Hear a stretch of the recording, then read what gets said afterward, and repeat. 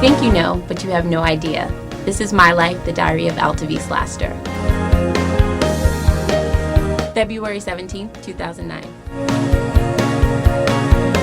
Okay, so you want to know about my life. Where to begin? I am from Florida. I'm not a native New Yorker. I moved to New York in 2006. So I am from the Sunshine State where there is no snow ever. I love it. And I can't wait to get back someday. So I'm from Florida, born and raised, Fort Lauderdale. All of my family, my entire family lives in Florida. My grandma, my uncles, my aunts, everybody. Nobody lives out of the state. So I grew up going to the beach. Every weekend I was at the beach or on my slip and slide, anything that required a bathing suit. I also took dance classes every Tuesday and Thursday after school. I did ballet, I did tap, I took jazz, I did theater. I started acting in plays when I was 9. I did my first play, and that just carried over into high school. I did a musical in high school, and I was like, I kind of like doing this. I've been doing it since I was little, so let's just continue it on into college. So I went to college. I started out at FAMU, and I finished at FIU. I was studying theater and dance. I did tons of plays there. I wrote my own play. I did my own one-woman show. That was my senior thesis. So naturally, what am I gonna do when I leave college? I am going to pack my bags and I am going to move to New York City, all by my lonesome. So now here I am. I live in Harlem. I have 3.5 roommates. That's right, 1, 2, 3.5. There's my roommate Afia.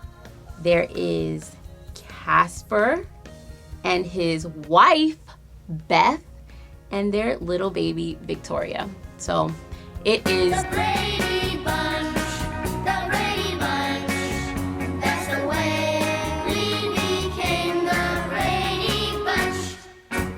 I know you're probably saying, that's insane. I couldn't do that. I couldn't live with a baby. But yeah, I live in Manhattan, and that's what you got to do to be able to pay rent in Manhattan, because we in a recession, and it's real expensive. All right, so I moved to New York to become an actress, like 5 million other people.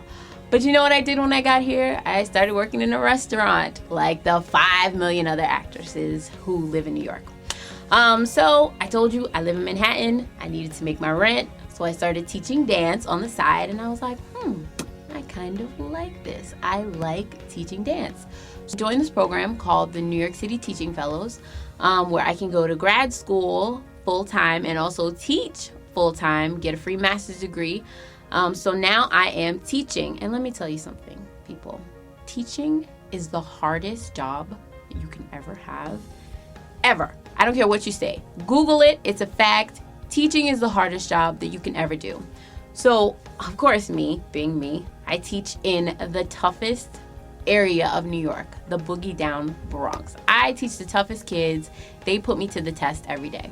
So here's my typical teacher's day. I wake up at 5 a.m., I pray, I do my devotions, and I'm filled with God's peace and God's love.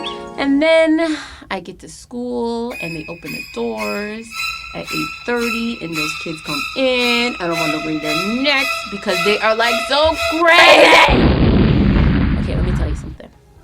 So they get in the door, and they're like, yo, miss, what the homework was. First of all, I teach English, okay? What the homework was, not proper English.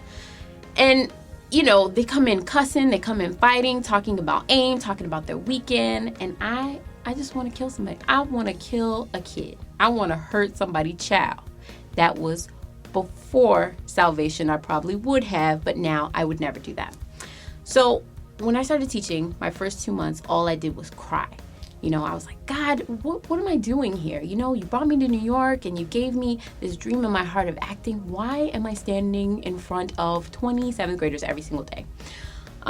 So I had a friend from Brooklyn Tabernacle who gave me this advice. She said, girl, you got to pray for your kids and you just have to show them the love of God.